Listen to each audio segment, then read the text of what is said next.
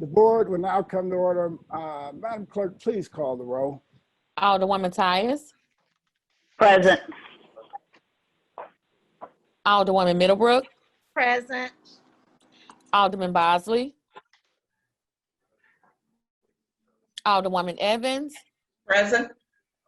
Alderwoman Hubbard. Present. Alderwoman Negracia. Alderman Coder. Here. Alderwoman Rice. Present. Alderman Gunther. Here. Alderman Balmer. Here. Present. Alderwoman Martin. Present. Alderman Grass. Present. Alderwoman Murphy. Present. Alderwoman Howard. Present. Alderwoman Green. Present. Alderman Oldenburg. Here. Alderman Rhodey. Alderman Todd. Present. Alderwoman Davis. Present. Alderwoman Spencer. Present. Alderman Muhammad. Alderman Boyd. Present. Alderman Vaccaro. Present. Alderman Narayan. Here. Alderman Cone. Alderman Cone is very much present this meeting.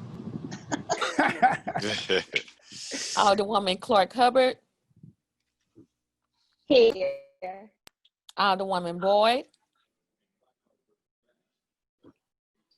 Present. Alderwoman Navarro. Present. President Reed. Here. Alderman Bosley. Alderwoman Negracia. Alderman Rhodey.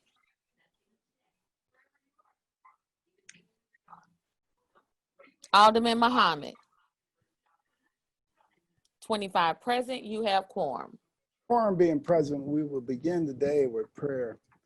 Giving all honor to God, Almighty God, source of all authority, we humbly ask guidance in our deliberations and wisdom in our conclusions. Amen. Amen. We would dispense with line item 3. Any introduction of honored guests, any introduction of honored guests. Alderman from the 23rd. As always, I would like to introduce my friend and my kind of helps me out, Greg Meyer. Welcome, Greg. So that's my Any further introductions? Any further introductions? Further introductions. Alderman from the 14th. Oh, you just wait. Any further introductions? Alderman from the 10th, like to wrap us up? Thank you, Mr. President, members of the board. Today, September 25th, on this day in 1983, Bob Forsch pitched his second career no-hitter for the Cardinals. But more importantly, this is National One-Hit Wonder Day. And the biggest one-hit wonder in the world is Alderman Vaccaro. We all wonder about him constantly. Thank you. He's going to get you for that. I didn't even know I had the one. He's going to get you for that. Approval of the minutes. Approval of the minutes for Friday, September 18th, 2020. Alderman from the 22nd, you're recognized on approval of the minutes. Mr. President, members of the board, I move for approval of the minutes dated September the 18th, 2020.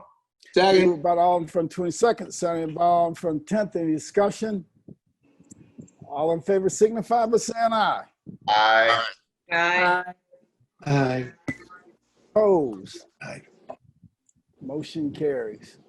Report of city officials. Report of city officials can be found in A, B, and C of the agenda and has been placed in the Alderman mailboxes. Dear members of the board, I have the pleasure to submit the following individuals for reappointment to the Developmental Disabilities Resources Commission.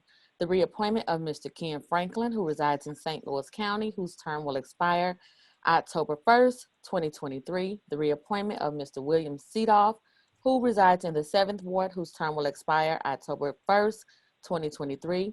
The reappointment of Ms. Sherry Wiebenmeyer, who resides in the 23rd Ward, whose term will expire October 1st, 2023. I respectfully request your approval of these appointments. Sincerely, Lyda Cruzen, Mayor. Alderman from the 23rd, you recognize on the mayor's appointments to the Developmental Disability Resources Commission.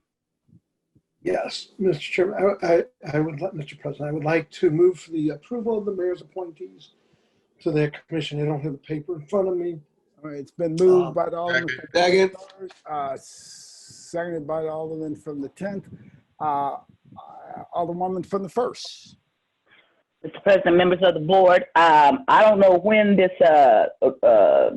mayor's submission was submitted to us, but as recently as yesterday, I was at the board. I didn't have any such submission in my box because I signed the bills for today, and I still didn't get some submission. And I have a question about what the requirements are to be on the Development Disability Resource Commission. And if I was, Mr. President, I would ask if the alderman from the 23rd, I think, who's submitting these nominees would yield. Alderman from the 23rd will yield the questions to the Alderman from the 1st. I will, yes. Alderman from the 1st, please proceed. Okay, Alderman Bacall, could you tell me what are the qualifications to be on the Developmental Disabilities Resource Commission? You know, I don't know, but I trust the mayor's appointments. I know Sherry Wibbemeyer. I know some of the appointees, and they've held positions before. So I will say no, I don't know, but I will say that I trust the mayor on this. I trust her appointees, and I know some of them. And I believe that, of course, we'll have a vote here, and I believe the majority of the people on this board will support those. That was, so you do not, so the answer to my question is that you do not know the requirements to be on the Development Disabilities Resource Commission. I would imagine that I could trust the mayor and her staff to put people on there that are qualified. Well, I don't trust the mayor because on several occasions they, wait, no, because you're not answering my question. It's a simple question. It is not, do you trust the mayor? It is, do you know what the qualifications are? And if you do not, then that is the answer. You are submitting somebody to go before us in which you do not know what the qualifications to be on the very board is. I have a problem with that. I have a problem. Wait, let me finish. I have a problem because I can go to a board right now and point to people that we have on a board that are not qualified, that do not meet the requirements. We do not follow our due diligence at the Board of Aldermen, which is that we are supposed to vet these people. And when you bring people before us, especially at the last 6 months of a term of a mayor, to make them go on forever, and then we had said we were going to start sending these people to committees, then to me, even if you know them, I don't care if it's me, my husband, or my family, they should go to the committee to see if they were properly put on the committee before, because the mayor is reappointing them. So that they could have been appointed by the prior mayor who maybe did not follow the procedure. We have not been vetting the people. So mine is not, I still have the floor. So if you, okay. No, you don't. No, you have not answered. Hold on for a second. Excuse me. I do not want it to ask the alderman any further questions. Hold on a second. Point of order. I do not yield the floor. Alderwoman from the 1st, please hold. Alderman from the 23rd, the Alderwoman from the 1st no longer needs you to yield for question, and you will have an opportunity. You'll have an opportunity to speak in a little bit. If you would like to be recognized, please raise your hand. Alderwoman from the 1st, please proceed. And you're no longer asking questions. I am not. From 23rd is no longer yielding. Please proceed. As I was saying, when this is a reappointment, this means that a prior mayor appointed these people. It has nothing to do with if we know the people or not. The question is, what are the responsibilities and duties to be appointed to this? Do we know that the prior mayor did this? If we do not know that they were properly vetted and that they are the proper people before us, then to pass it on because we know somebody is a dereliction of our duties. And I actually do know, and is good friends with one of the people who is being nominated. That has nothing to do with, do we know what the requirements are? And did we not say that we were going to start sending these nominations to committees to be vetted to see if they fulfill the things, fulfill the requirements? So that was my question. Do we know? My other question was, when did we get these nominations? Because I picked up the mail yesterday when I was there, and I didn't have any such nomination in my box. So when did we get these? I'm sorry, if is there, Mr. President, can you answer? No, I cannot. But if you would Okay. like, if you would like to be recognized a little bit later, you can. You can drop off right now and ask the clerk that, who would have that information. And then, Yes, sir. all right, thank you. Yes, sir. I will separately talk to the clerk. Okay, thank you. Alderwoman from the 11th, Thank you, Mr. President. Permission to speak on this appointment? please proceed. Thank you. I just looked up on the website for the Development Disabilities Resource Commission, and just to clear this up, if anyone's interested, the qualifications are listed. The Board of Directors for the St. Louis Office for Developmental Disability Resources consists of 9 members appointed by the mayor of the city of St. Louis. Of these 9 members, 2 of them must be related by blood or marriage within the 3rd degree to a person that has a developmental disability, and at least 7 of them must reside in the city of St. Louis. This helps to ensure that there is an understanding of the needs of individuals in the city of St. Louis with a developmental disability. Board meetings are held at least 6 times a year at our office and open to the public. If you would like to attend a board meeting, please check the event calendar for dates, times, and agendas for future meetings. So just for informational purposes, that is, those are the qualifications. Thank you. All right, thank you, Alderwoman. Any further discussion? Any further discussion? Any further discussion? Any further discussion? All right, we're moving on. It's been moved by the Alderman. It's been moved by the Alderman from 23rd. Alderwoman from the 1st. That still did not answer my other question, which is, did we get these in our boxes? Because I did not. And you'd have to ask the clerk that, and your executive assistant, if they put it Okay. in. That's all right. First of all, I want to thank the Alderwoman from the 11th for giving us that information, because that is vital to me. My question then becomes, do we know, and I just want to speak to this, do we know if any of these people meet that qualification, or if any of the other people, when we start doing these things individually and we don't look holistically, we don't know if we're meeting the criteria. We do not know if any of these people are, I forget how much she says, to the whatever degree, by blood relative to whatever the 3rd degree, if any of these people actually do that or meet that criteria, or if any of the other board members do. If we start doing these things piecemeal without looking at them, then I'm going to first ask that it be sent to committee. And if that does not happen, well, we can fully vet and see if this is what's supposed to happen. And if that does not happen, secondly, I will be voting no, not against the people personally. And I want a roll call, because I said two of them actually I know very well. One of them is a good friend of mine, but that we don't know if they fit the criteria, and we, the Board of Aldermen, are not doing our due diligence if we don't find out if these people fulfill the requirements to be on these boards. So I have no further. Okay. I'm sorry. Go ahead. Yes, I'm requesting that they be sent to committee. Are you making There's a a motion. No, I made a motion, and it was seconded earlier. Alderman from the 23rd, Okay. please wait until I recognize you. Alderwoman from the 1st, are you making a motion that these be sent to committee? And if I can't, not, because he already. Are you asking the Alderman from the 23rd?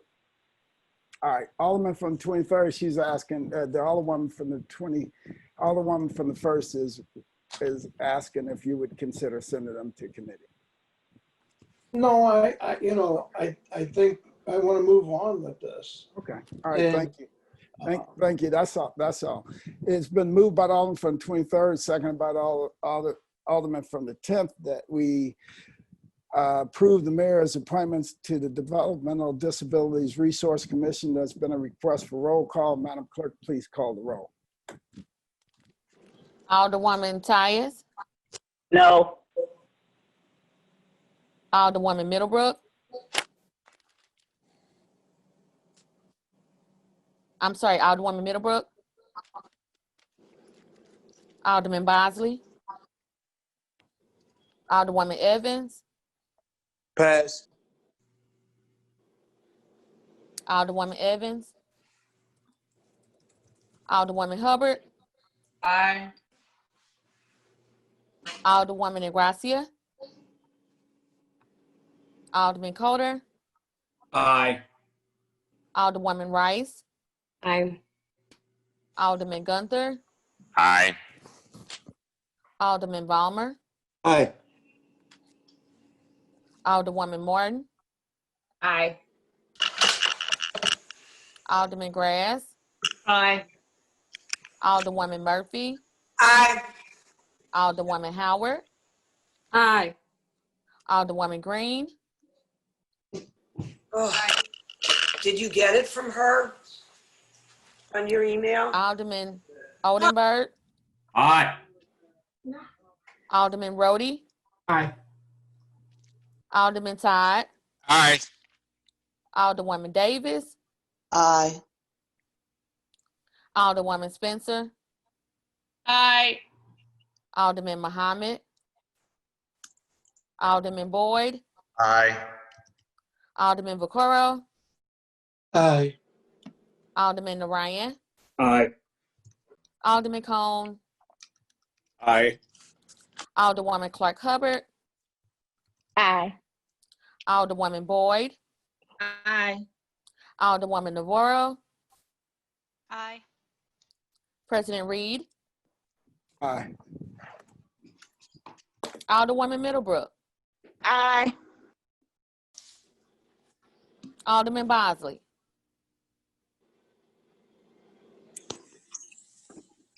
Aye.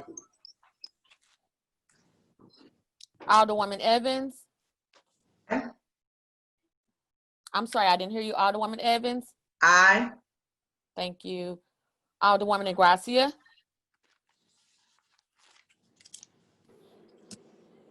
Alderman Muhammad. 26 aye votes and 1 no vote. By your vote, you sustain the motion of the Alderman from the 23rd and approve the mayor's appointments to the Developmental Disabilities Resource Commission. That is the extent of report of city officials. Dispense with line item 7. Would anyone like to take any bills off of any of our informal calendars? Would anyone like to take any bills off of any of our informal calendars? We will dispense with line items 8 through 10, first reading of board bills. Board Bill 115, sponsored by Alderwoman Davis, an ordinance recommended and approved by the Airport Commission and the Board of Estimate and Apportionment, authorizing and directing the Director of Airports to provide and in the best interest of the city, the airport, and the traveling public to amend the terms of the payment obligations by the abatement of minimal annual guarantee payment obligations of airport concessionaires and abatement of permit fees for certain for hire airport ground transportation operators pursuant to the 4-month abatement policy attached hereto and contained an emergency clause. Board Bill 116, sponsored by Alderwoman Spencer, an ordinance approving the redevelopment plan dated April 21st, 2020 for the 3712 and 3716 Nebraska, 3717, 3719, 3728, 3729, and 3730 Oregon Avenue area. Board Bill 117, the number was not used this session. Board Bill 118, sponsored by Alderwoman Murphy, an ordinance recommended by the Board of Estimate and Apportionment, wherein the Board of Aldermen authorizes the receipt and of appropriates funds awarded under the Community Development Block Grant Program relating to the COVID-19 pandemic and the need for temporary financial assistance for rental payments and containing an emergency clause. Board Bill 119, sponsored by Alderman Boyd, an ordinance recommended by the Board of Estimate and Apportionment, wherein the Board of Aldermen authorizes the receipt of and appropriates funds awarded under the Missouri Department of Higher Education and Workforce Development Dislocated Workers National Emergency WIOA grant relating to the COVID-19 pandemic and containing an emergency clause. Board Bill 120, sponsored by Alderwoman Middlebrook, an ordinance amending ordinance number 69381, authorizing the execution of a First Amendment to said Mary Meacham lease in order to temporarily reduce the land and improvements in order that the city may lease the relinquished space to Walsh Construction Company as selected by Terminal Railroad Association of St. Louis for Walsh rebuilding the Merchants Bridge, authorizing said Mary Meacham lease to be restored to its original area without the relinquished space upon completion of Walsh rebuilding, authorizing other matters with respect hereto and containing the severability clause. Board Bill 121, sponsored by Alderwoman Middlebrook, an ordinance amending ordinance number 68573, which ordinance relates to a lease dated June 22nd, 2010, between the City of St. Louis, Missouri, and the Terminal Railroad Association and Illinois Corporation, authorizing the execution of a First Amendment to lease agreement between the city and leasee under certain terms and conditions for a period of 5 years, with 2 5-year mutual options for certain land at or near Madison Street to the north and Mound Street to the south, and containing a severability clause. Board Bill 122, sponsored by Alderwoman Middlebrook, an ordinance amending ordinance number 68574, which ordinance relates to an original lease agreement dated April 17, 2020 between the City of St. Louis, Missouri and Lease Clark Marine, Inc., a Missouri corporation as assigned by SCF Lewis and Clark Terminals, a Delaware limited liability company, authorizing the execution of a First Amendment to a lease agreement between the city and leasee under certain terms and conditions for a period of 5 years, with 2 5-year mutual options for a certain land and mooring rights at or near Tyler Street, and containing the severability clause. That is the extent of first reading of board bills. Reference to committee. To the Transportation and Commerce Committee, Board Bill 115, 120, 121, and 122. To Neighborhood Development, Board Bill 116, and to the Coronavirus Special Committee, Board Bills 118 and 119. That is the extent of reference to committee. Second reading. The following board bill was reported out of Coronavirus Special Committee with a due pass recommendation. Board Bill 70, sponsored by Alderman Boyd, an ordinance recommended by the Board of Estimate and Apportionment, wherein the Board of Aldermen authorizes the receipt of and appropriates funds awarded under the Emergency Solutions Grant Program of the Department of Housing and Urban Development, the Missouri Secretary of State's Assistance to Local Election Authorities COVID-19 Grant Program, the Department of Health and Human Services Relief Fund, and all relating to the COVID-19 pandemic and containing an emergency clause. That is the extent of second reading report of standing committees. We will dispense with line item 14, perfection consent.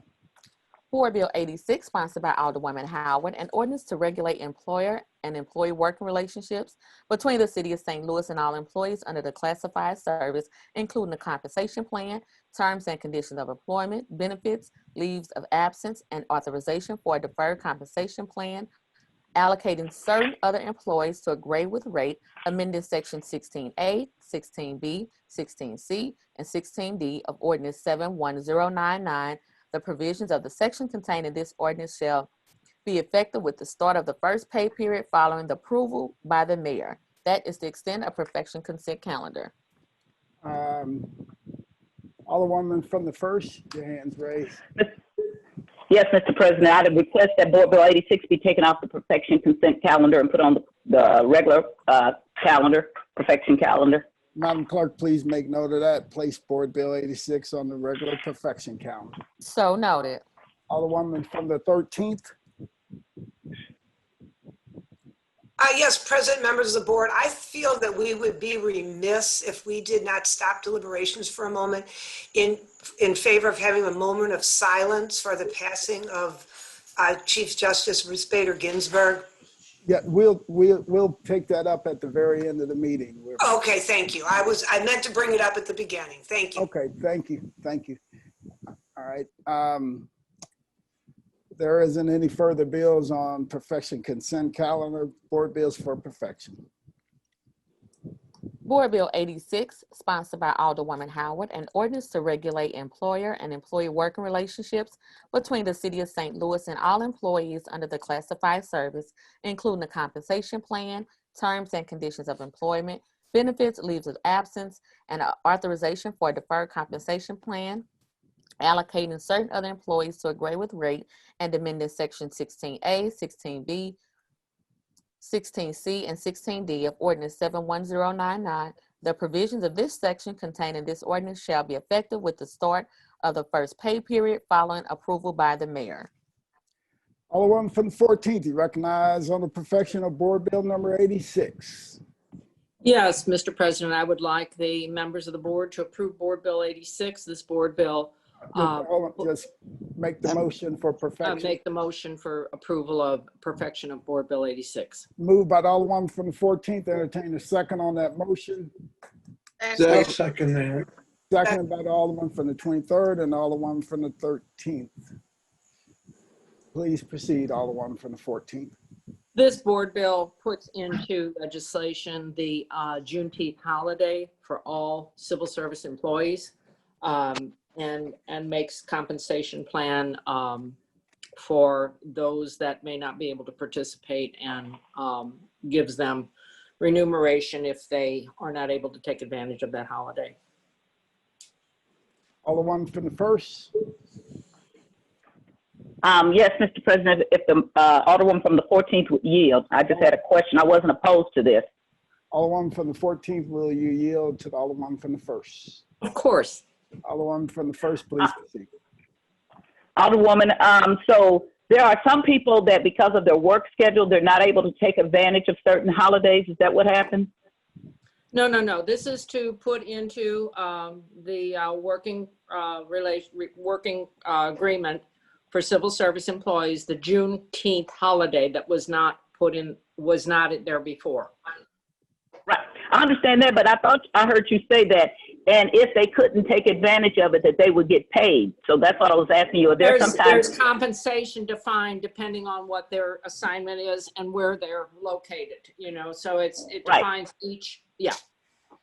So that's what I was just making. They would be assigned to, say they're a police officer, or they're, whatever their assignment is, a critical where they do not have regular holidays, there's compensation included in that, as there is. So they can either, if they want to, this is just a question, I'm just trying, so instead of getting paid, if they wanted to, could they take the time off at a different time, or do they just have to get paid? Do you know?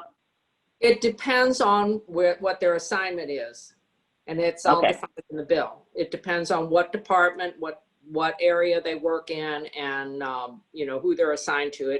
It comes out different for each particular assignment. I mean, some are the same, no doubt. But what I'm saying is that if there certain areas may have different ways of compensating people for a holiday. Okay, thank you. I have no further questions, Mr. President. Right. Any further discussion? Alderwoman from the 14th, you recognize to close. At this time, I again would reiterate my motion and ask for approval of the board. Okay. It's been moved by the Alderwoman from the 14th, seconded by the Alderman from 23rd, 13th, and the 27th, that we perfect board bill number 86. All in favor signify by saying aye. Aye. Aye. Opposed? Motion carries. That is the extent of board bills for perfection. Third reading consent. Board Bill 91. Alderman from the 22nd, you recognize on the motion for the third reading consent calendar. Mr. President, members of the board, I move for adoption of the third reading consent calendar. Moved by the Alderman from the 22nd. Seconded by the Alderman from the 10th. Any further discussion? Madam Clerk, please call the roll. Alderwoman Tyus, Aye. Alderwoman Middlebrook, Aye. Alderman Bosley, Aye. Alderwoman Evans, Aye. Alderwoman Hubbard, Aye. Alderwoman Negracia, Aye. Alderman Coder, Aye. Alderwoman Rice, Aye. Alderman Gunther,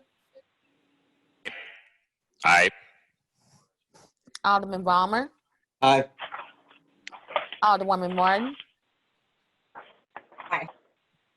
Alderwoman Grass, Aye. Alderwoman Murphy, Aye. Alderwoman Howard, Aye. Alderwoman Green, Aye. Alderman Oldenburg, Aye. Alderman Rhodey, Aye. Alderman Todd, Aye. Alderwoman Davis, Aye. Alderwoman Spencer,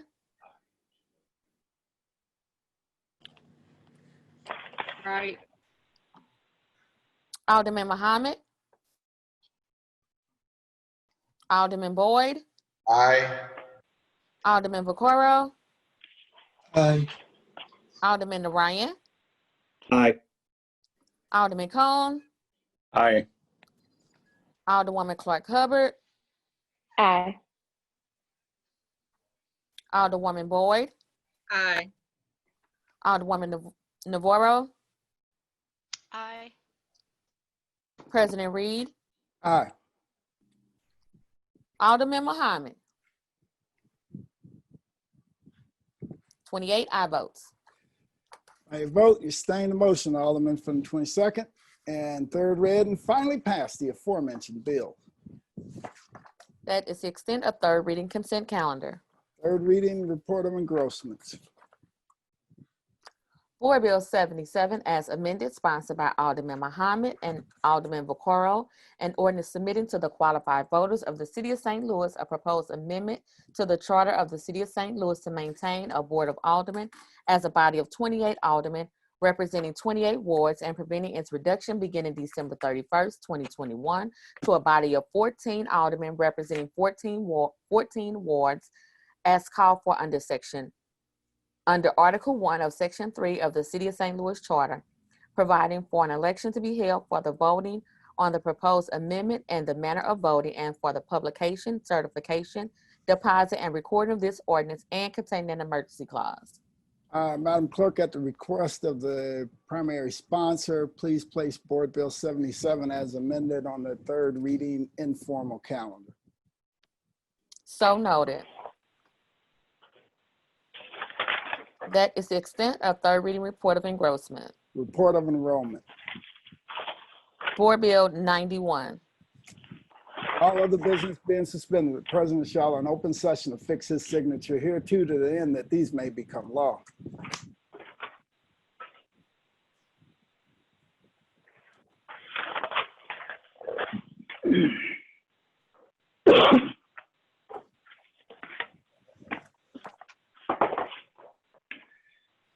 Alderwoman from the 19th, you recognize on the motion for the courtesy resolutions calendar.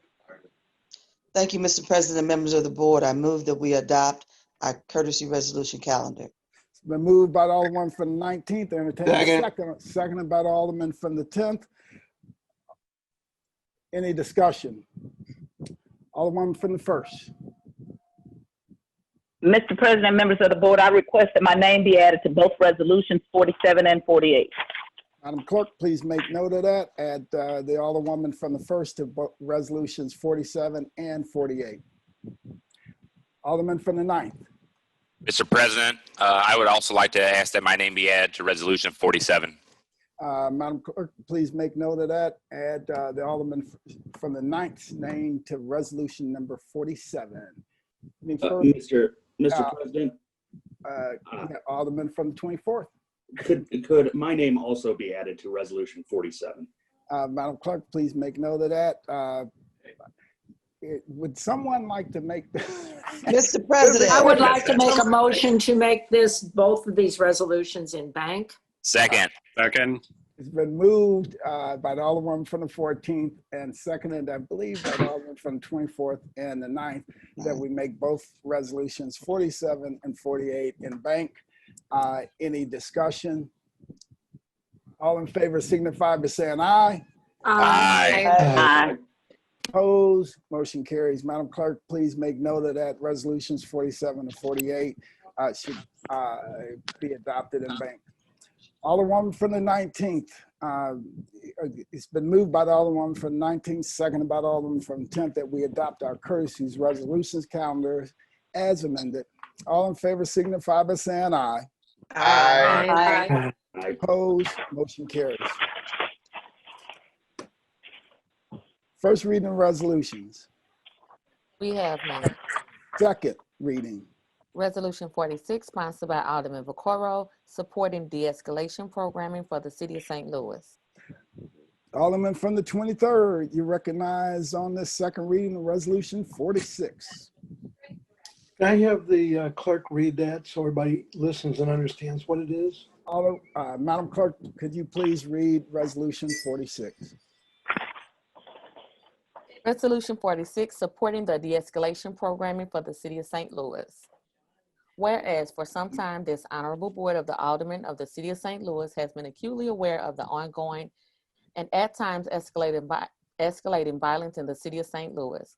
Whereas this board has ongoing supported and still supports the city police having all the necessary tools, equipment, staffing program, and supplies it needs to enforce the law in a humane, community-sensitive, professional, and equitable manner.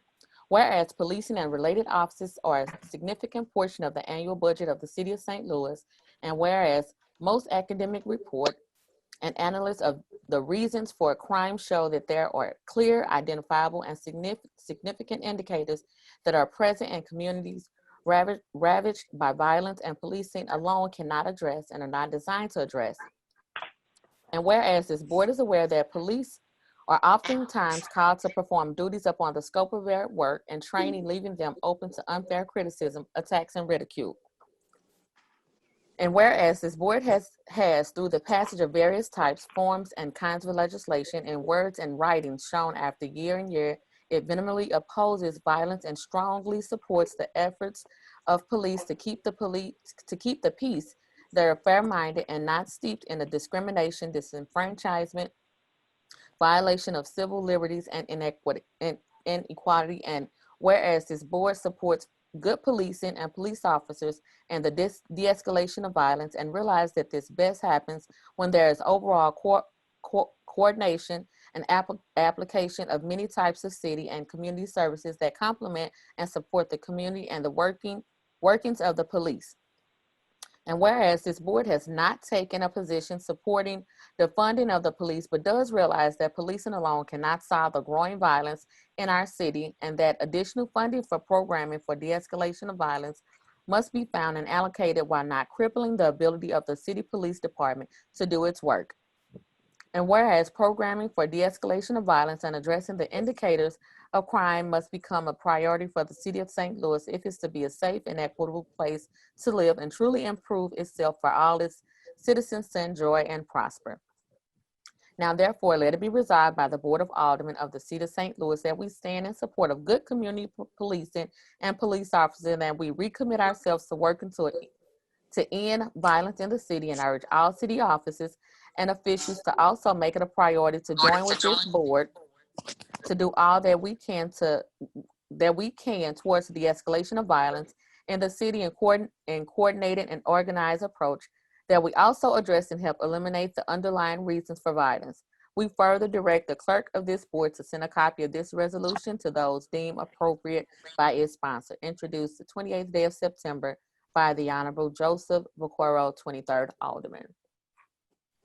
Alderman from the 23rd, please proceed. Yeah. So it's a very simple, well thought out resolution.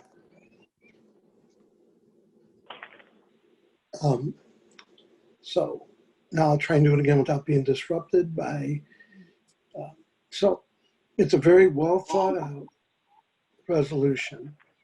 It says that the board has not taken any action to defund the police And it seems to me that a lot of people are saying, why are you guys trying to defund the police?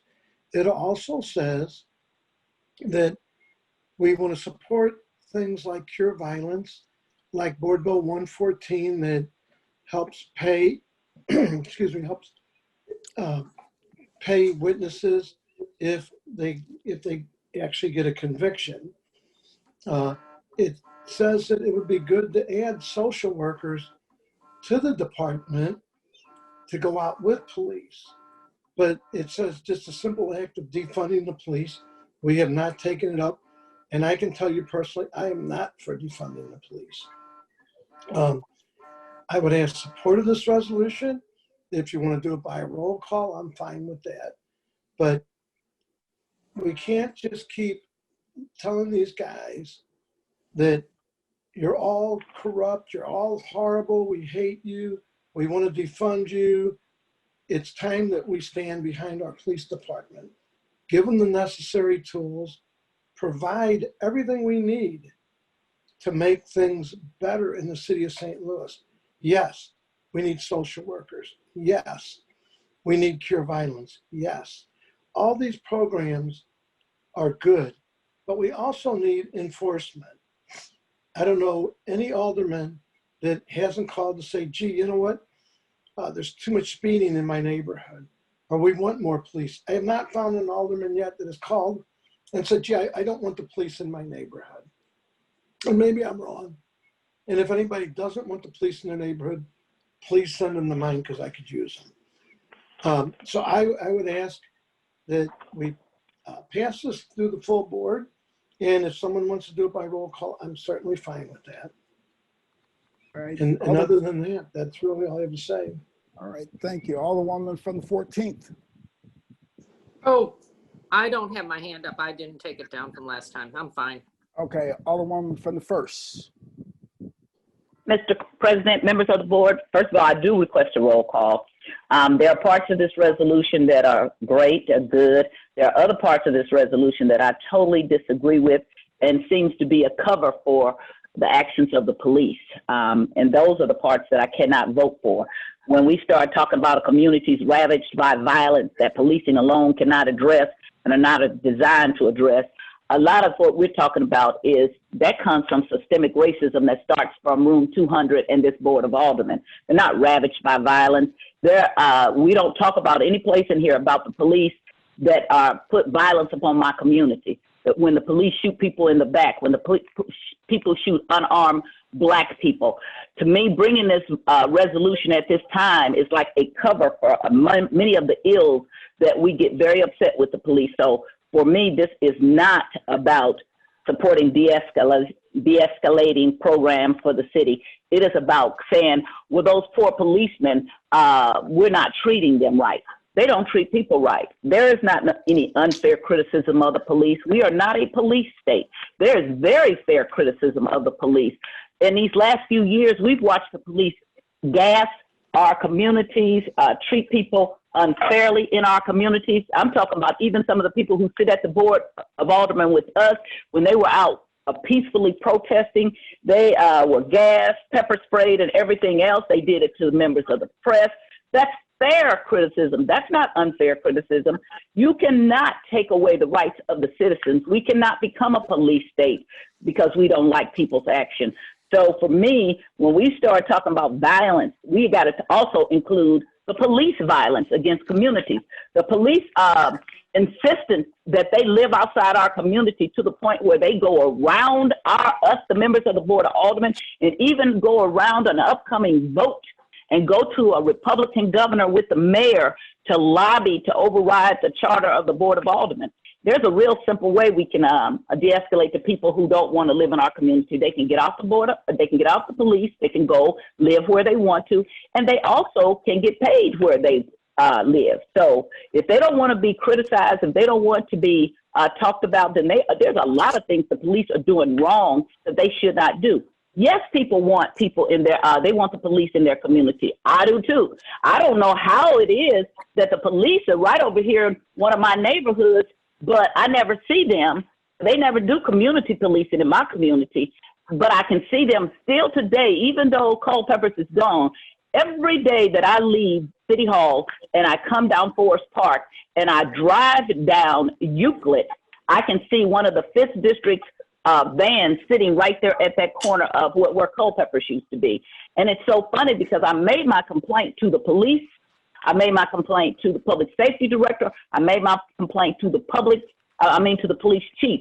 And the chief said to me, it's funny you say that because one of the Southside aldermen said the same thing. Now, we didn't get together to say that. It's not funny we say that. It's because we're not getting even policing. Policing doesn't begin with just the violence. The community policing that I heard about from years ago and that I used to see much more than I see now was that people were in the communities. They drove through the communities. They walked through the communities. They bicycled through the communities. They didn't wait for it to get to be a violent act before we got policing. Of course, people speed through our communities because we don't ever see any police officers sitting on any of those streets anymore, even writing traffic tickets. I can give you an example of how things have worked out in the county. Up on Natural Bridge in Belva City,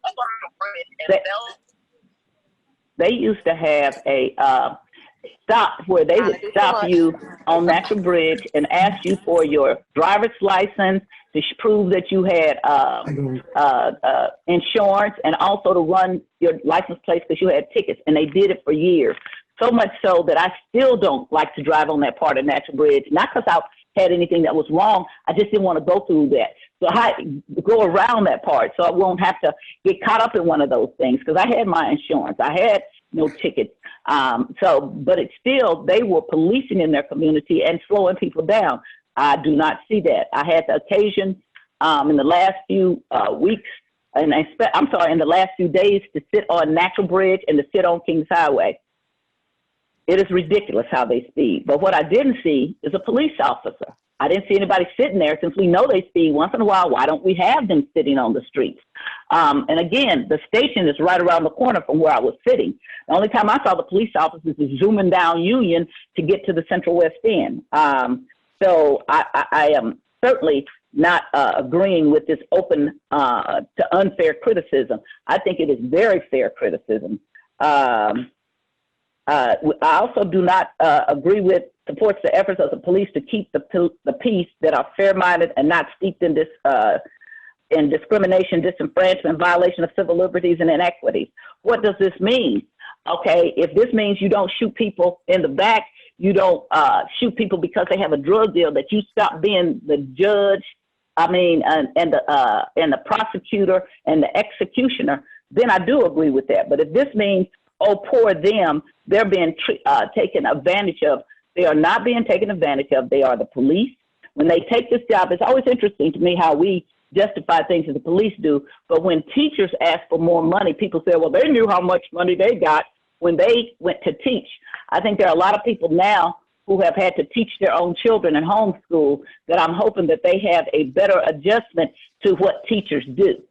We give much more justifiable reasons for police officers to kill people than we do for why teachers should get paid more money, which they really should. Now, those are true heroes and should make a lot more money.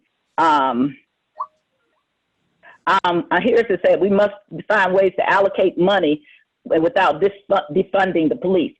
First of all, that never meant we wouldn't try to fund the police at a reasonable manner. But ever since I've been here, and I didn't understand this, but this goes back to when Tom Villa took the budget from Geraldine Osborne, when Stephen Conway and I were young alder people. We were all, oh, we're for the police, they should get more money. And so we were just appalled when Tom Villa took the bill away because it was his bill and it was the budget, because he and the current mayor, which was then Ben Shamos, said it was too much money for the police.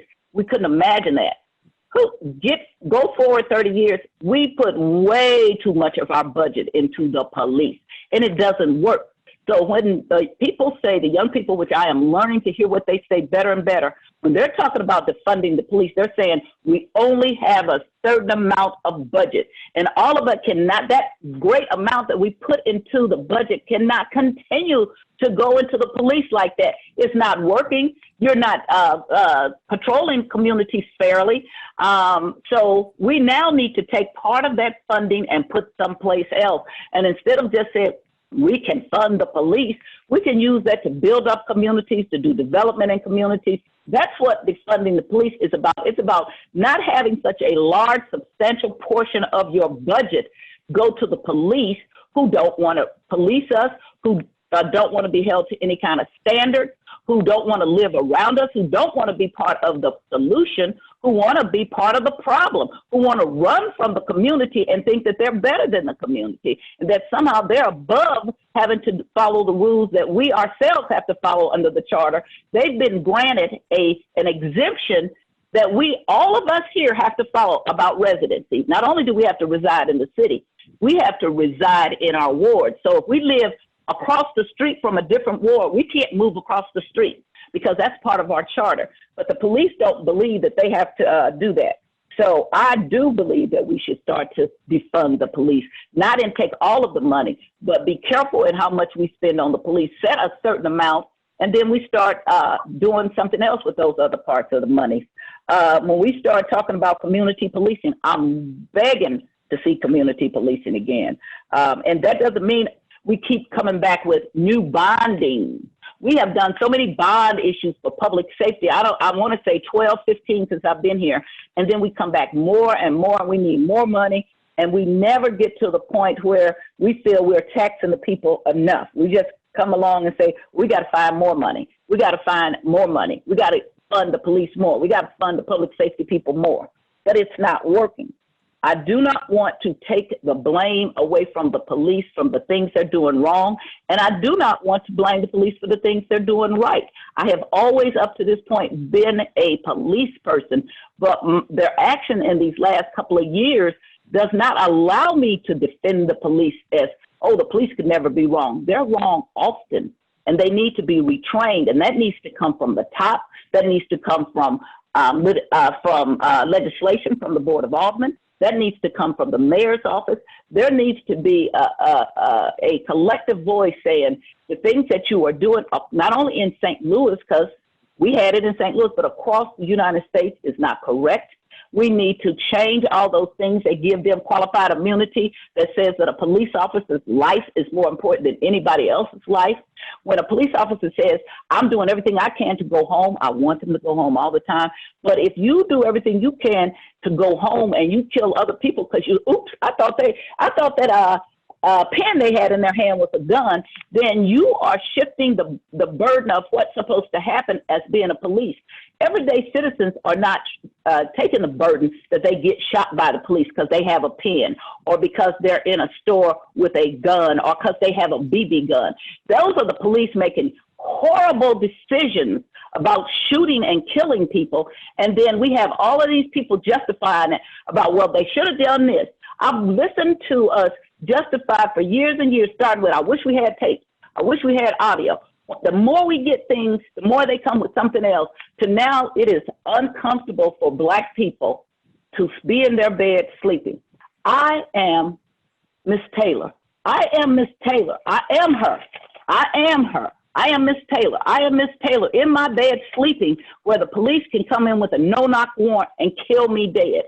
That's who I am. Many of us are Miss Taylor. And so when I hear these things coming forth right now, I think it's insensitive to be bringing this right now as though the police are being picked on. And I do not believe that the real reason that this is being brought forward is about de-escalating. It is about that we want to cover and say the police are being treated wrongly. And it's about time, as the Alderman from the 23rd said, we support our police. We have been supporting our police. I was supporting it before. All of you have been here except for the Alderman from the 17th. And as I said before, now as I'm in the last years of my being on the Board of Aldermen, I now see the wisdom of what Tom Villa, then the president of the board, and former Mayor Shaver was talking about our police budget. As a new person, I didn't understand that. I just thought, well, I've always been a police person. Police say they need something. That's that they must need that. That is absolutely not true, and they were right, and that's what happens when you're young and you don't know any better. But I'm older now, and I know better, and I know we can do things differently, and I do not want to take the position of that I'm defending any of these things that the police do, and I'm not defending going out and finding more funds to throw at some program. We already can just take some of the funds from the police. They're not doing their job. They don't come to my community. People call them an hour later. Nobody shows up. So more and more I hear in my community, yeah, let's move that money someplace else. If we're not going to get the police and we can't have the private police that other people have, then let's move those funds. Let's do something differently with it. And then let's work with the police officers who want to be in the city and who want to do community policing. That's fine. Police chief and a public safety director and anybody else who believes in community policing and doesn't believe that my community only gets police when it gets to a murder. When we have a murder triangle, then we can have some policing. But other than that, if you call them about people who are drinking with open containers, they can't do anything about that. People been dumping. I had people call and they caught the people dumping and called for an hour and a half, could not get the police to come. They called me. I came, then went around the corner and there sat that police vehicle at right there by Culpeper. So that is the problem. I don't think that they're appropriately being dispersed throughout the city. I know that we had a police chief before the one we have now, a Dotson who changed the way we did policing, who decided we were going to have the police based on the number of calls, which is ridiculous. So when I read this resolution, I see some good things about de-escalation and the police, but I also see some things that I cannot defend and vote for. And for that reason, I will be voting no on resolution 46. Thank you, Mr. President. Thank you. Alderman from the 18th.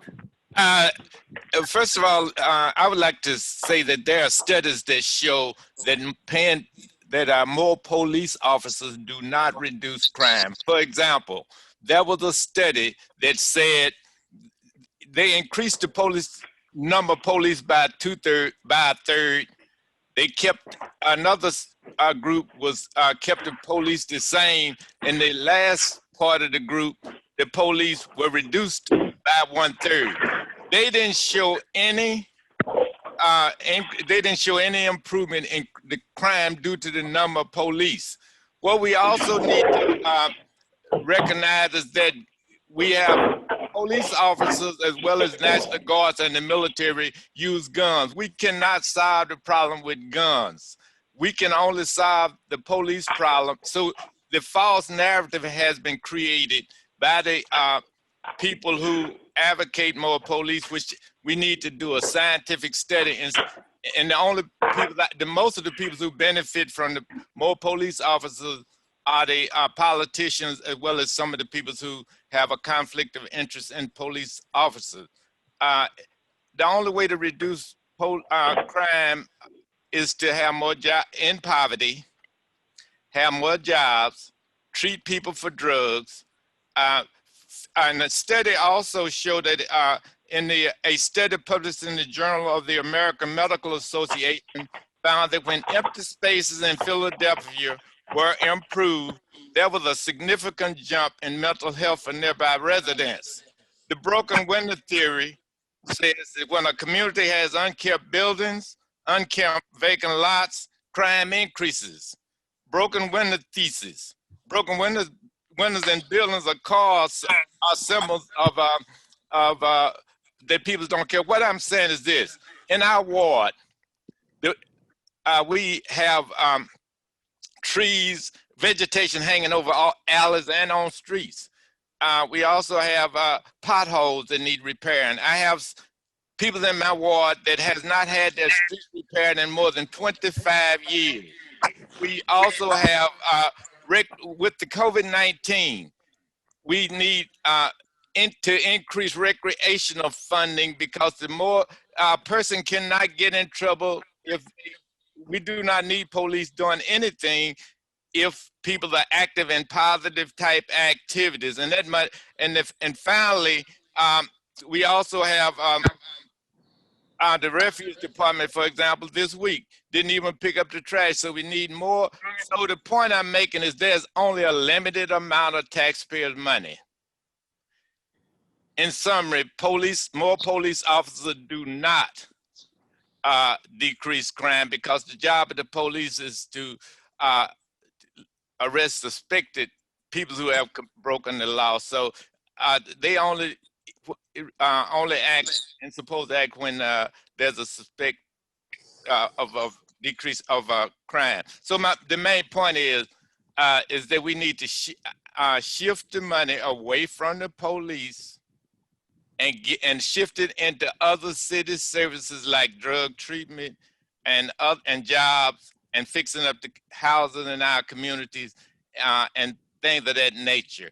And finally, so therefore we do not, I'm for, let me make it very plain, community control of police. The best example, we have another layer of police called SBD, a taxing district. So now you have not only getting more, one of the highest taxed areas probably in the state for police officers, but you also have another layer, and they get, the SBD get their police officers from, they get their police officer from the police department after they work during the day. Why can't the police just patrol? Here you're hiring police to do what police supposed to do, and they usually hire them to patrol the area.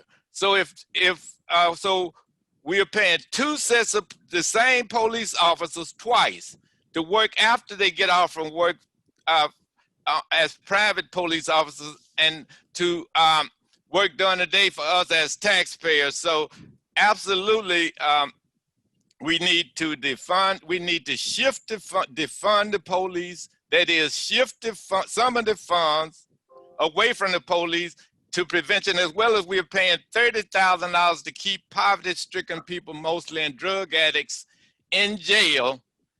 And so if we could pay probably, and that cost $30,000 just to keep them in jail, but then the police taking them down to jail, and the other support system, administration of justice support system, is all we are paying for that. So if we eliminate poverty, which we could eliminate it by paying each person $20,000, but we pay $30,000 to keep them in jail, and we wouldn't need we wouldn't need half of the police we got now if we prevented crime in the first place. And study after study shows us how we can prevent crime. So why are we talking about more police when we can actually eliminate the police? And those that want to live in the city, we could after we eliminate those and get I'm for community control of police. Again, I want to repeat, where the citizens have a right to hire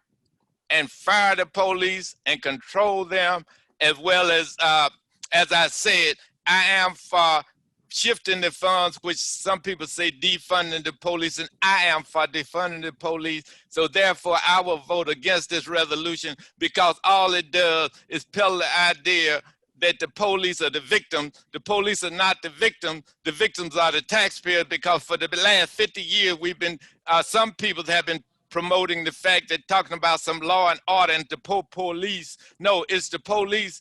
They are police. The idea of the police preventing crime has been for some people has been deceptive.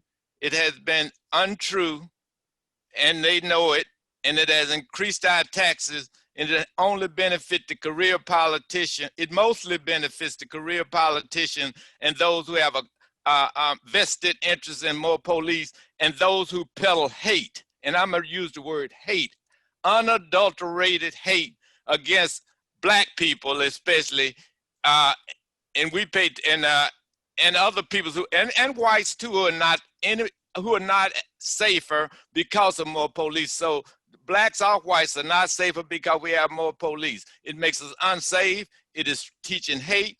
It is giving us a false sense of security, and is robbing our tax dollars that could be used for food, shelter, clothing, medical care, housing, and many other things where we as a city could be would be more safer, feel more safer, and we would be able to use our tax dollars for the benefit of all citizens. We would also be more healthier because we would have recreation and other things to do because of COVID-19. Thank you. Thank you. Alderwoman from the 15th.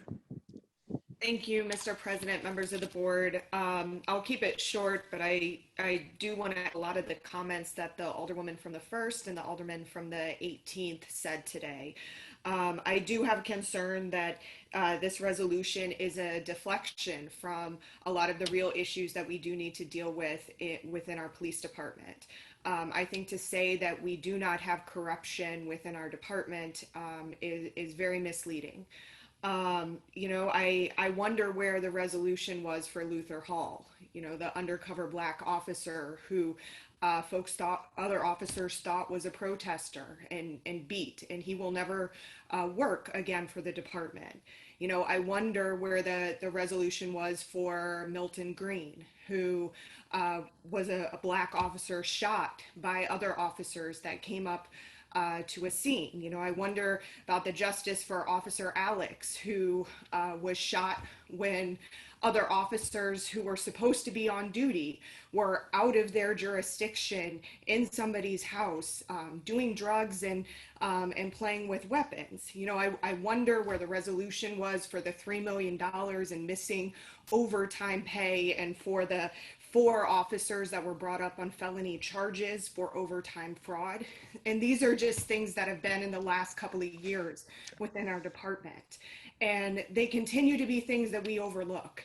And we get this conversation into this us versus them. And if we're critical at all and we're asking questions about these very real issues that are impacting people's lives within our police department, we get pegged as anti-police.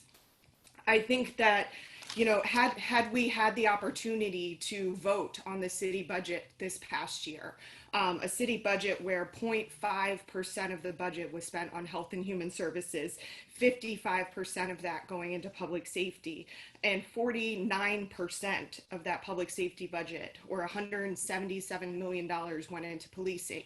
Had we had the opportunity to vote on that on the floor, I think this year, because of the change in sentiment that we have seen as a result of the protests coming from George Floyd and Breonna Taylor, I think more than Alderwoman from the 1st and I would have voted no this year. I think we would have had a number of no votes on our budget because of the inordinate amount of money that we have continued to put into policing that has caused us to defund a lot of other things within our police department.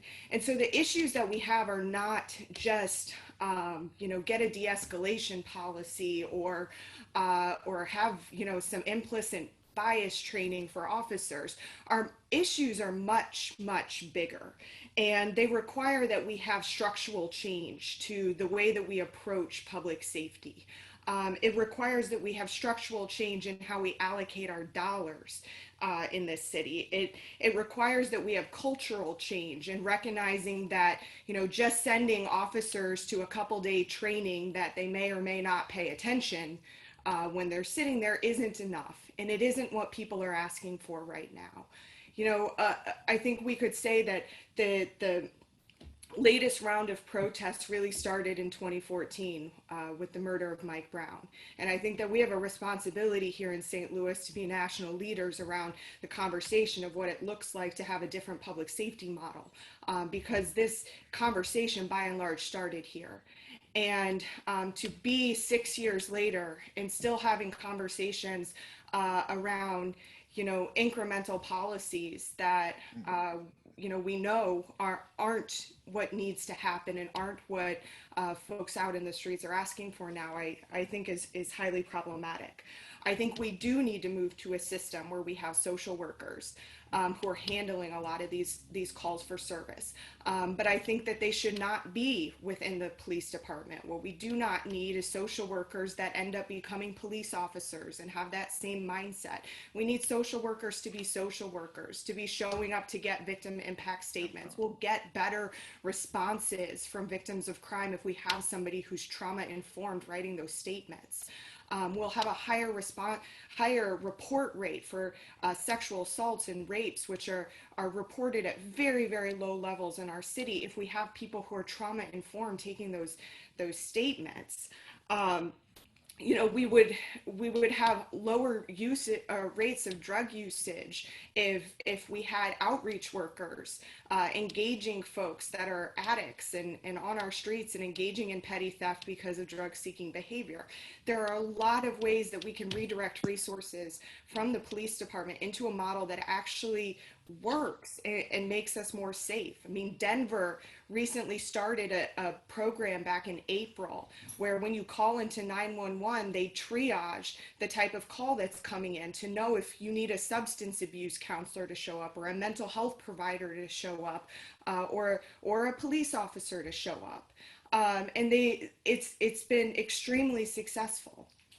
And that's the model that we need to be shifting toward. And so I too will be voting no on this today. We recently hit the milestone of having 200 homicides in our city, and we know that our current model is not working. And so I think rather than continuing to double down on the same talking points that we've been doubling down on for decades, it's time to start to look at a different direction. It's time to actually recognize that we do have problems within our police department. It requires difficult conversations and saying things that folks don't necessarily want to hear if we are to address these issues. But it has to be done. It has to be done for the safety of our community. And it has to be done because it's the right thing to do. Thanks. Thank you. Alderwoman from the 11th.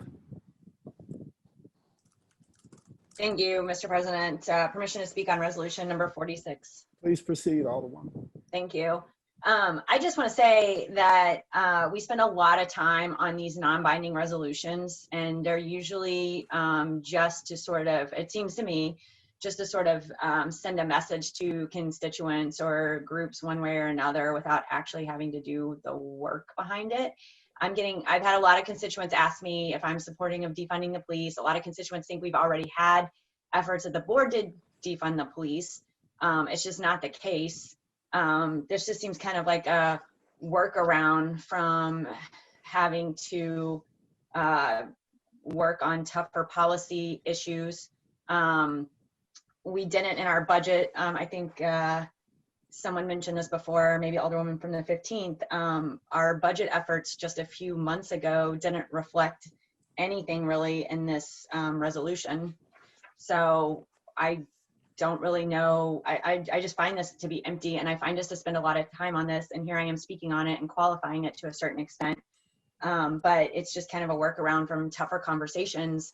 And I don't know if some of these, and I'm not saying the bill sponsor intended this, but they sort of seem like litmus tests sometimes. And we just, it's complicated, and we're just going to bring it down to one resolution.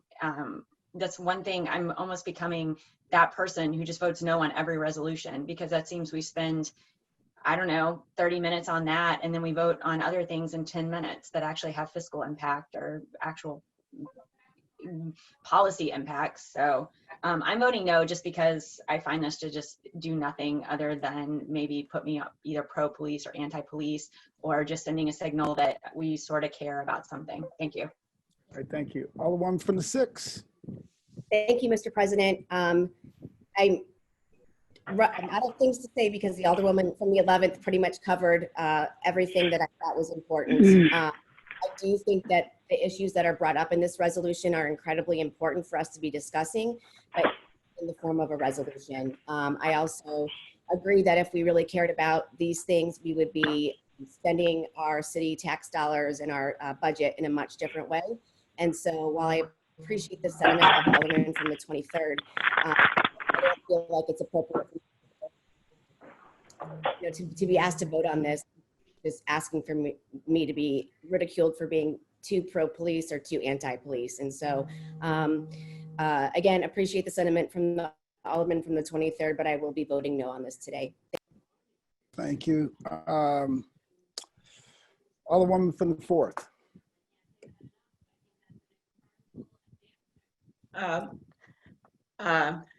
Thank you, President Reed. I am so moved because I received a letter from one of my constituents who is a high school senior, and she proposed information for police reform. And I was so moved by it because here we have a constituent that police tend to really focus on. But what I really want to say is that she's suggesting that police are supposed to be the most ethical and well-standing citizens in our country. Police officers have the specific duty to enforce the law in order to maintain public safety. Due to their important role in society, we need our officers to be further educated. Police requirements should be updated on a national level. All police should require more education than a high school diploma or GED. Officers should attend community college and receive an associate's degree at least. But most of all, she's stating that it's a police reform that I would like all of you to at least have a look at, because she's saying that by going through her reform, the benefits would be fewer lawsuits will be charged upon police scrutiny, and more people will respect police officers, especially if officers are more educated. But the conclusion is the main objective is to create a better police to community relations while acknowledging the efforts, dedication, and hard work that being a police officer entails. The betterment of police officers can also potentially spike the interest of pursuing a career in law enforcement for young people. But I'm just skimming from what she wrote. And it's something I would like for the rest of the board members to look at because there's some validity to what she's saying. And this is a high school senior that's trying to help our community. And what an appropriate time as with Board Bill 46. And that's all I have to say. Well, thanks, Alderwoman. Alderwoman from the 12th. You have to unmute yourself, Alderwoman. I do it every time. There you go. Thank you, President Reed. I'd like to ask the Alderwoman from the 15th a question. Alderwoman from the 15th, will you yield the question to the Alderwoman from the 12th? Sure. Alderwoman from the 12th, please proceed. Thank you. Earlier you said that programs have been cut because we've had to cut programs to give the police more money. Do you know what those programs are?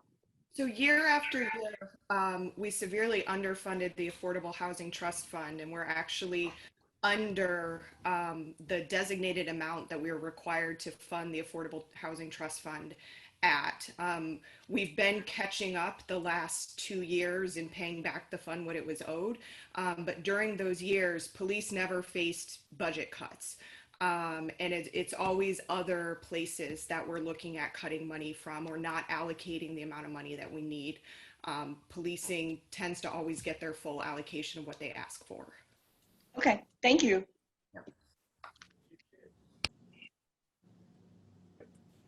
Alderwoman from the 19th. Thank you, Mr. President and members of the board. First, let me say that the resolution that is before us today, this is not the time for something like this without us doing our due diligence on putting remedy to the problem.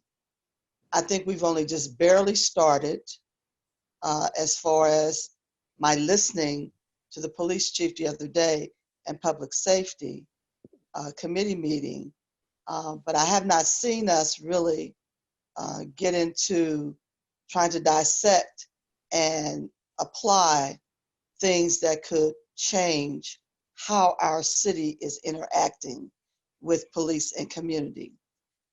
True community policing can work, has worked in the city before, and I'm praying that we get back there.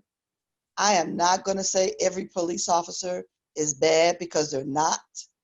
The average police officer wants to do a good job, but that you have to also remember that part of the problem too is, how do you address some things that you're not qualified to address? And so all the other things that have been suggested are things that we need to put into our system so that they don't have to. And the number one thing I thought about was, and I think the Alderwoman from the 15th mentioned it, we need to go back and train people on how to report a call. Because if you call and ask for the police and you don't share with us that this is a mental patient, they don't know that. There's no way for them to dissect that information on a scene in 30 seconds to a minute. There's no way for them to know that.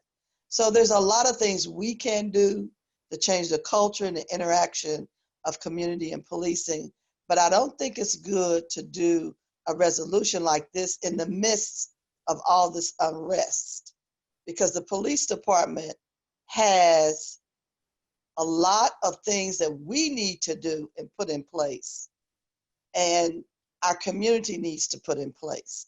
And so I want to make sure that we do those things. And nobody is totally, I mean, people are talking about improvement and change. People are not totally against the police department. You got some who are, but that's a very few. We just need to have it. We need to have our opportunity to make this better. And we can look around the country and we can see that cities are doing that and it's working. And we used to do it here and we need to go back to it. And I talk to a lot of police officers. I'm making my business every day to try to have a conversation with one or more. And a lot of them who've been on the force like 15, 20 years, they know what community policing is. The alderwoman from the first ward in Hyde Park, she saw it working well when we had true community policing officers on the street, interacting with the residents, helping to do anything that needed to be done in that ward, getting to know families who has problems, referring them to resources.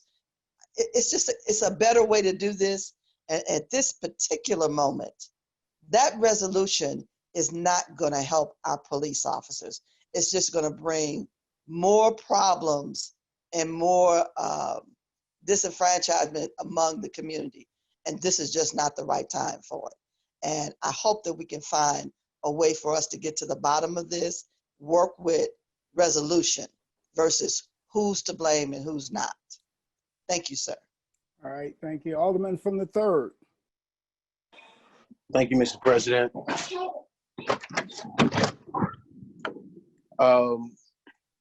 So I'm not going to take up too much time. Also, I do understand this is a resolution, but I want to kind of make it clear. A lot of times we make statements with these resolutions, and they're not necessarily legally binding on a level where we have things attached to them that we have to follow on this particular note. But they most certainly say something when we vote on them as a whole and what it is that we are saying. So I think this says two things. I think we definitely most certainly support the police.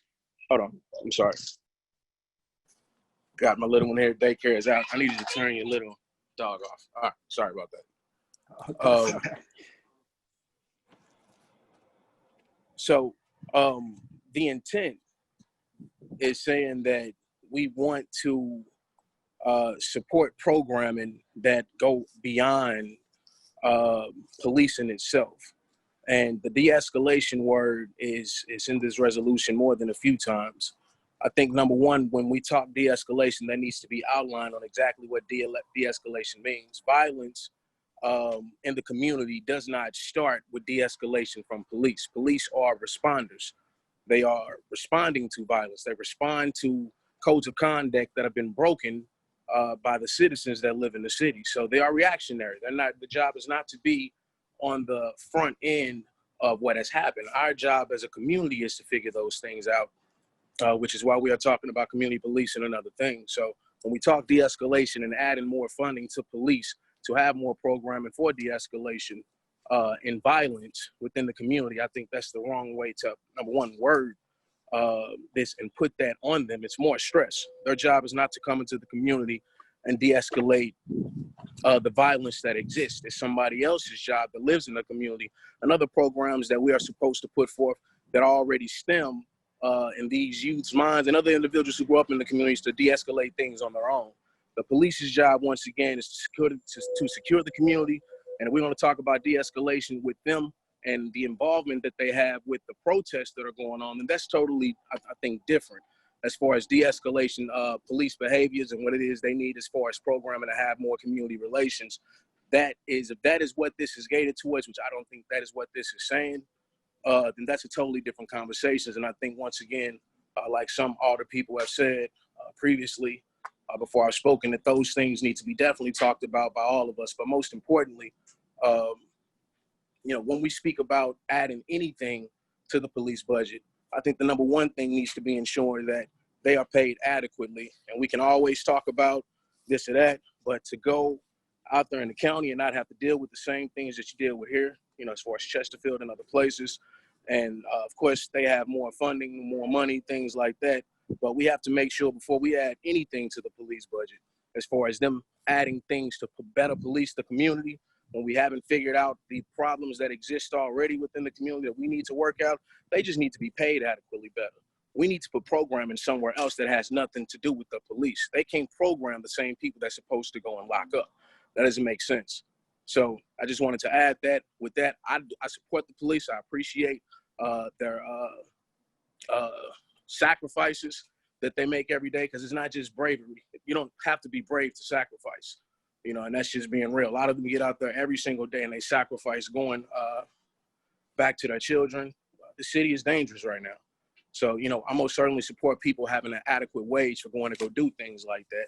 But when we talk about putting programming on those same people who's supposed to go out here and lock the individuals up, that does not work. We need to completely separate those things, just like separation of government and church, however we want to put that.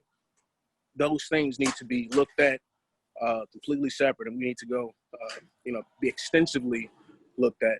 So once again, I am not in support of this board bill. I'm not this board bill, this resolution. I'm very in support of the police and what it is that they do for the community. But these things need to be looked at adequately right now in this time frame to make sure that whatever moves we make, especially when it's a public statement, that it makes sense. And we all can go out and walk out our doors and explain to our communities and residents what it means and how it is going to affect them. Thank you. All right. Alderman from the 24th. Thank you, Mr. President. I'm going to keep this pretty short here. I know that, in the 24th ward here, we're overall pretty supportive of the police. That being said, I'm going to be a present vote on this resolution. I hate present as a vote, but ultimately we're not discussing policy here. We're not weighing in on policy here. This feels a whole lot more like a purity test than the enaction of policy. And things like this serve to divide our community more than it helps our community. So that being said, anyone who wants to reach out to me on any of these issues discussed in this and talk about actual policy, an actual board bill on it, I'm here for it. I would love to discuss with anyone, but I'll be present today. Thank you. All right, thank you. Alderwoman from the 6th. Thank you, Mr. President. Would the Alderman from the 23rd yield for questions? Alderman from the 23rd will yield the questioning to the Alderman from the 6th. Absolutely, yes. Alderman from the 6th, please proceed. Thank you, Mr. President. Thank you, Alderman from the 23rd. Would you mind letting us know who wrote this resolution? I did. I did it along with the clerk. We talked about it. He helped me word it. It's a very simple bill. It says we need to do things like cure violence. That's the only question. Let me wait. No, I'm answering your question. I have the floor. So just listen. You asked, I'm telling you how we wrote it and who helped me write it. No police officer nor the association was involved in this resolution. I can tell you how this resolution came about. Was riding in the car with my son, who's a homicide detective, who feels like the Board of Aldermen, as well as neighbors of mine, they keep saying, why are you guys so anti-police? This was probably the most diplomatic resolution you could write. It says, we have not taken action. It doesn't say anything. It says, we have not, as a board, taken action to defund the police. It makes a statement that we have not taken action to defund the police. It says, we need to support the police, whether, like Alderman Bosley said last year, we need to have a social worker group that is in the police department. We need to give them the tools they need. We need to fund cure violence. We need to fund Board Bill 114. This sends a message. Yes, we're not against the police. It says a message that we are against all the violence going on out there. And as a board, we're going to work together, whether it's cure violence, which I get a lot of crap over. And I know this is safety, you're not supposed to. Let me finish. Alderwoman from the 6th, please state your point of order. Thank you. The Alderman from the 23rd does not have the floor. I asked him a question and he answered it. If you would like to I'm still speak, answering the question. Yeah, I'm still answering the question. Alderwoman from the 6th, did you get your answer? Or would I did, thank you. All right, Alderman from the 23rd, you'll have an opportunity to speak in a second if she's done questioning you. Please proceed, Alderwoman. I can't, sorry. I have no more questions. Thank you, Mr. President. Okay, Alderwoman from the 1st. Mr. President and members of the board, I want to thank the Alderwoman from the 19th talking about community policing and what they did in Hyde Park. I really saw them do that. And then when Clarence Harmon became the police chief, he talked a lot about community policing. That's when I really start to really hear that. But I want to give a shout out to the current police chief. He used to be a major over here on Union, and we had a problem on a corner with people who wanted to sell drugs, and they kept throwing the tennis shoes over the telephone wire or whatever, the electrical wire. And this is still why I have a soft spot for the police chief. He brought a crew over to that corner and put a tent up there. And then they walked up and down like 5 or 6 streets, and they're triple streets. And they talked to everybody on those streets, the parents, the kids. That was 12 years ago. We still don't have a problem on that corner. Not a shot was fired. None of that stuff. That was community policing. They walked that street. They walked those streets. That was community policing to me. They got to know those parents. They told on the kids that needed to be told on. The parents love him to this day because of that. That is what I'm talking about. That's the community policing I grew up with in Decatur, Illinois. I knew the police. When you talk about officer friendly, I couldn't in a million years envision that I would be here having this conversation about things that the police do wrong, because the police could do no wrong for me. Okay, that's how I grew up. You're supposed to go talk to the police. If you get lost, go look for the police. The police were the answer. So even then they had social things that they did. They took little kids home. The sergeant lived around the corner from me. When I drove a car when I was 16, he went and looked for my mom, told her.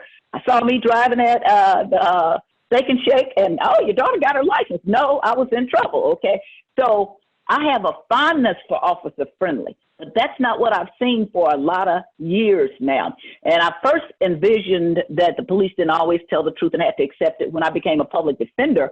And I proved in my first 3 cases, the police didn't make a mistake. They were lying. They really should have got charged with perjury. I can take any of you to one of the sites right now that's in the 22nd Ward. And if I show you and tell you the facts, you will know that that was not true. And each of those defendants got not guilty in less than an hour.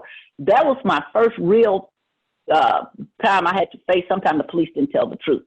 And so, but even still, when I came to the Board of Aldermen later, I still was a pro-police. Oh, defend the police at all costs. I can't do that anymore. When you know better, you have to do better, and you should do better. So now I'm saying it's a lot of good police officers. And I still support the police, but I do not support just anything they want to do, that we have to fund them and that we're anti-police because we criticize them. If you've been married for a long time, as I have, I've been married longer than my age now, but if you know that sometimes with your spouses you disagree, that doesn't mean you anti-spouse, that means you disagree. On this board we disagree. That doesn't mean we're anti other person, we just disagree about things. With the police, it's gotten to be this litmus test, like you either with us all the way or you not. I'm not with you all the way. I'm not with anybody all the way without questions. And my duty as an elected alderperson is to do oversight and to ask questions. And when you try to force me into a corner like this, then I'm going to be against it just because I don't like this. I really do think that right at the time that Breonna Taylor's decision has come out, I think that this is very insensitive for the alderman to bring that. And I think that when he said this thing about why are you so anti-police, I think some true motives is what we're saying about what we see in this resolution is coming out, and you have a right to. And I don't talk about this much, but my family is military police. My family is military. A lot of them, include my own sister. But that doesn't mean I don't question the military. That doesn't mean I'm against my sister, her 23 years in the Air Force, and my uncles, 4 of them that was in there, my many, many cousins that were in the various branches of the military. It means that we as elected officials have a right to question it. And a budget is a living, moral thing. And we have been immoral in how we have treated some of the other things at the expense of our community, making sure the police has everything. I would disagree with the alderman a little bit from the third about paying. We do pay them enough. When I got to be the chair of public employees, one of the things I did was to ask the personnel director not only about the amount of money the police made, but then I asked for what are all the benefits. So I have a chart here. And when you look at the benefits, the police are not underpaid in the city from the police in the county. In fact, they make a few dollars more because we give other benefits that are greater than some of the people get out in the county. So I disagree that we don't pay them enough. I'm much more, we don't pay teachers enough. We pay the police a lot of money. We pay the fire department a lot of money. And so would everybody like to make more? Yes, starting with the members of the Board of Aldermen who don't make any money, but okay. So this is not just about money. As I said before, I always have been supportive of the money, but I'm not supportive of some of the action. When I saw that they had actually attacked one of our members a few years ago, that was painful for me to see. They never used to do that, okay?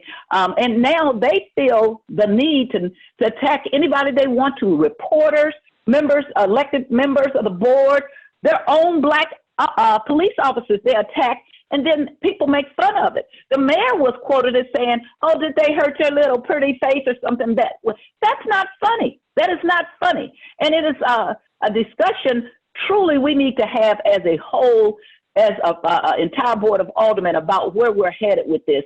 And bringing resolutions such as this at this time does not help anything at all.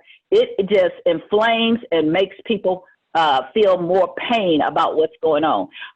We don't need a resolution. When I looked at Breonna Taylor's family and the $12 million, whatever that they were settled on, that doesn't bring their daughter back. She was sleeping in her bed. When I look at all the other people, mostly Black, that have been shot by the police and killed by the police in really situations that make no sense. When I look back at how pained we were several years ago when we had a situation here in our own city in which we were shocked when the judge had a bench trial and let the police off and then moved out the city. And everybody talked about that judge, and I'm not going to say his name because the administrative judge that actually assigned him the case is still here. That's the person we need to be talking about, not sending these resolutions out like we got to support the police. I don't have to support the police at everything they do. You don't have to support your family members, your children, or anybody else. When you think they are wrong, it is your duty as a mother, a wife, a cousin, a family member, or an elected official that you question these things. And it especially is our duty as elected officials. So, and I don't think we have to keep saying, I support the police to say, I am in disagreement with this resolution mostly. And I think that this is a bad time for you to be bringing it forth. And I think the other agenda is to make us have a litmus test of that we have to support the police. And as the sponsor said, that he hears all the time, why are you also anti-police? Because that's the police saying that. Because the police, I have never in the almost 30 years I've represented them ever heard them say, we have too much power. Whatever we give them, they want more. And they will make up things that are not true to get more power. It is on us to restrict that power, and especially now that we have the police under our control, to legislate what our values in our community are about how police interact with our citizens. And so therefore, again, I am opposed to this resolution, but I just want to caution people about saying we don't pay the police enough, because so now I'm going to get that back out and share with you all. We do pay the police enough. And if it's not enough, then we can tell them just the way we tell teachers. Oh, well, you knew how much you were going to make when you took the job. So that's what I would say to police. You are no worse or better than anybody in this city. You are a citizen of this city right now, although you're going to be allowed to move out right now, but you still should be part of the solution, not seeking to exclude yourself and be above yourself. I have always been troubled by these legislation that makes it killing a police officer something more of a criminal act than the police officer killing an innocent citizen. That is what we've gotten into this because we swung too far to the right, protecting the interests of the police at the cost of the citizens. Citizens are not only our boss, they are the boss of the police. And I don't need any litmus test like this. And I think this is a wrongly worded resolution and done at the wrong time. And I'm hoping that either we get no votes or present votes, or that the sponsor will consider withdrawing this, because this is not a good time to have this resolution. Thank you, Mr. President, members of the board. I appreciate your consideration. All right, thank you. Alderwoman from the 5th. Thank you, Mr. President, and members of the board. I too am in agreement with many of my colleagues regarding this resolution. I expressed some of this concern in committee regarding the resolution. I feel that it was tremendously symbolic. We didn't have anything before saying that we were going to defund the police, or that any of the stuff that this resolution mentions, it wasn't an issue. So I felt that it was a feel-good resolution, and I'm not often in support of those. It does put you in an awkward space if you vote for it. It's like you're in favor of the police. If you don't vote for it, you're not. So I just think that at this time, with everything going on, it's something that we shouldn't be taking a vote on. I would encourage the sponsor to withdraw it as well. As a community, we are suffering some very emotional times right now in light of everything that's going on. As a body, we go above and beyond to support our police officers. You can check the majority of our voting records when it comes to police officers and how we support them every step of the way. So I feel that at this time, this resolution is not needed to simply make, I guess the intent was to make the officers feel appreciated. They know we appreciate them. Our votes display that every session that we're down here. And I know mine for the past 10 years that I've been elected. So I support the police. We all know that. And it's kind of awkward because it makes me feel like I have to keep saying that, and I really don't. I don't even have many police constituents, but I go above and beyond to support them. But I just would encourage the sponsor to withdraw this as well. It's very somewhat insensitive at this time in light of everything that's going on in the world. And that's all I have. Thank you. Thank you. All right.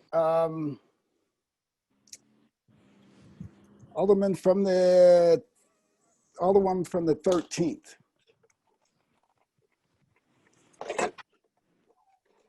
Yes, President, members of the board. I just wanted to concur with the alderman from the 24th, the 11th, and now the 5th. I said, I certainly am not anti-police. I said, my husband served honorably on the police department for 37 years, and his father before him for 35. Never fired a gun. So I certainly wouldn't want to be perceived as being anti-police. But I concur that the perception of this resolution seems to be very divisive, and we don't need that at this time. And perception becomes reality. And so I too will be voting present. I don't want to be perceived as being anti-police, but I do believe we must move forward with all those other programs that we were speaking of right now. Thank you. All right, thank you. Alderman from the 18th.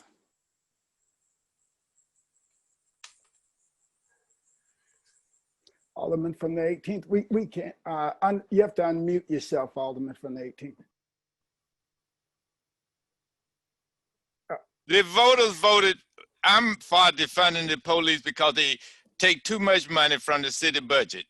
For example, ward capital.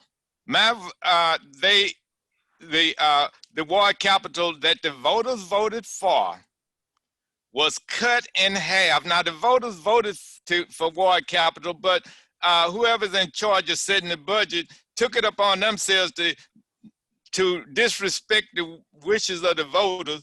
They took that money that the voters had voted for ward capital, but they didn't take anything from the police department where most of the budget is.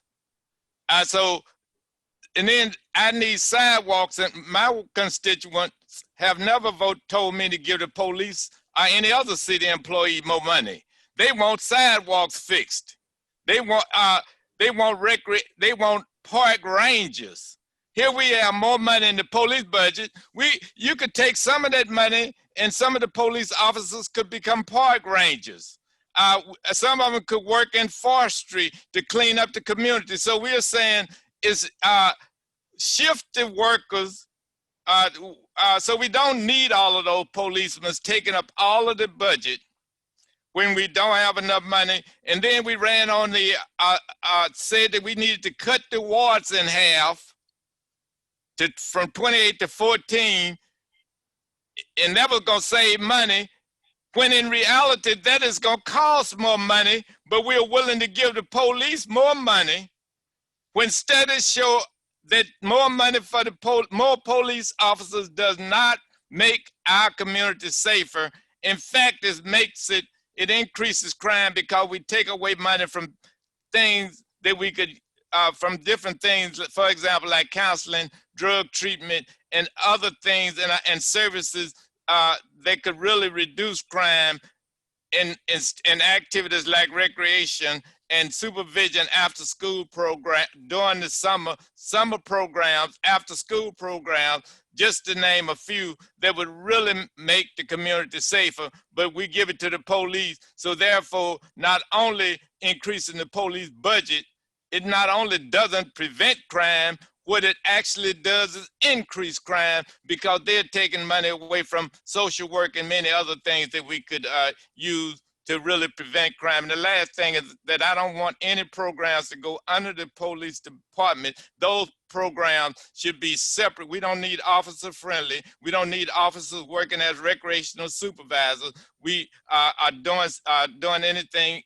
What we need to do is those who want to help the community need to come out and say, look, we need to cut the budget and shift the money to the places that are effectively make us safer. Thank you. Thank you. Alderwoman, wait a minute, who's next? Alderwoman of 14th. I would like to speak on this. I think as, oh, wow. I don't know why I'm foggy, but anyway. I am pro-police as I come from a family of police officers. I do believe, however, that right now this is somewhat of a distraction to us in our proceedings, and that we should probably work with the police on getting some things in effect that would help them better police. And not that they don't do a good job, but I think that as one of the people mentioned, one of my colleagues mentioned, better education. There's a lot of things to be considered. Taking all this time on a resolution that in effect does nothing, I think is really not a good way to spend our time, and that we would be better off utilizing this time to maybe meet with the police and seeing how we could reinforce their job and provide them with city services that we have in place, and come out of our silos and work together with them to provide community policing and some of the things that my colleagues have mentioned. And that's all I have. Thank you.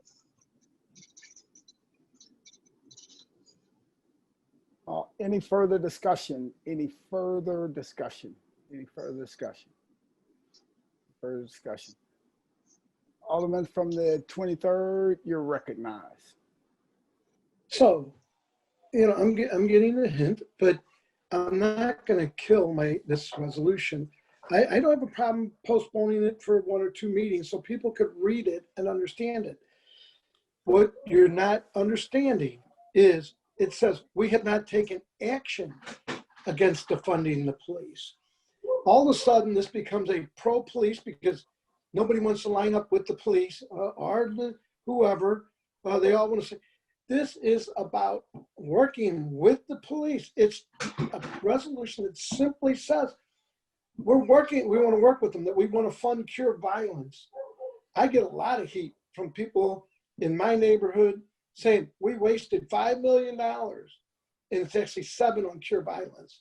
Now we're going to take another $2 million, and we're going to put that into programs that pay witnesses. It simply says that these are things that we should be doing and that we support these things. That defunding the police, we have not taken action on defunding the police. It simply says that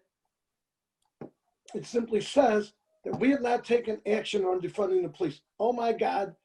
Now it's become a great, who helped you write this? Was the police association? You know what? No. How about I listen to my son, who's a police officer? We're losing a lot of officers that have time on. We have a very young force because they do feel disrespected.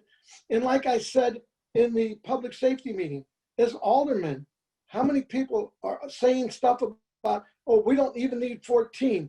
Oh, they don't do anything anyway. They don't answer their calls. This is not a pro-police or a pro-protester or a pro-whatever. This is simply a resolution that I put together with the clerk, with nobody else's help, that simply says we need to work together with the police, with the community, with the different programs that are out there. And I'm so sorry that this Board of Aldermen rather sit there and hear that we're over 200 murders and then decide whether or not we should be all working together. With that, I will say, put this on the informal calendar. That's what everybody wants. We're going to bring this back up for a vote in 1 or 2 meetings, because if you read it, then maybe you'll understand it. All right, I'm thank so you. upset about this. All right, thank you. I'm still talking. Okay, sorry, Alderman. Please proceed. Sorry about that. I'm upset. I am upset. Just like most of the aldermen are upset. Well, apparently not all of us, but a whole group of us are upset because they feel that we're a bunch of lazy, no good nothings, that this is some part-time job, that we don't need 28 aldermen. We don't even need 14. We don't even need 2. To me, which I'm at the end of my career, I'm burnt out on all this anyway. But where I'm at is we at some point, and this bill was not pro-police or anti-police. It was dispelling the calls that I've been getting, that I'm sure some of you have been getting, that says the Board of Aldermen is wanting to defund the police. This bill simply said, we have taken no action on defunding the police. It simply says that we should be working with the police and other groups to help the police to make things better. Having said that, we'll bring this back up. Hopefully everybody reads this and gets a better understanding of what this bill does. And I'm so sorry that someone had to ask if the police wrote this. That seems to me to be very anti-police. And this is not an anti or pro-police bill or resolution. This was simply a resolution supporting everything we need. And if you don't believe we need to do all this stuff, I'll start voting no against all the stuff because it doesn't make good sense. I've been pushed cure violence and got people upset with me over that because they said, well, it's a waste of money. I pushed all these things through because I think it's important. We have over 200 people. We had another baby shot and killed the other night, the 200th. Murder would really, I think we're about 215 or better. Where are we at on this? Why aren't we working with the police? Why aren't we putting programs in place? Why aren't we doing everything we can as a Board of Aldermen? That's what this resolution says. But if nobody cares, then why should I? With that, put it on the informal calendar. We'll bring it up in a week or 2. All right, thank you. Madam Clerk, please make note of that. Place resolution 46 on the resolutions and formal calendar. So noted. That is the extent of second reading of resolutions, committee reports, and adoptions. Miscellaneous unfinished business. We have none. Announcements. Tuesday, September 29th, personnel will have a meeting at 10 a.m. via webinar. Wednesday, September 30th, rules will have a meeting 10 a.m. via webinar. Thursday, October 1st, transportation and commerce will have a meeting 10 a.m. via webinar. Public safety will have a meeting at 1 p.m. via webinar. And Friday, October 2nd, full board meeting 10 a.m. via webinar. All right. Any further announcements? Any further announcements? Any further announcements? President Reed, Yeah, I believe there Alderman was a from request. 24. I believe there was a request earlier to do a moment of silence for Justice Ginsburg. Thank you, Alderman. Thank you for that. Alderwoman from the 13th, thank you for bringing that to our attention, and Alderman from the 24th, thank you for bringing it up to our attention again. Please join me in a moment of silence for Chief Justice Ginsburg, who has served us just so well over all these years. And they called her the notorious, what was it? The notorious, yeah, the notorious RBG. So let's pause for a moment of silence for the notorious RBG.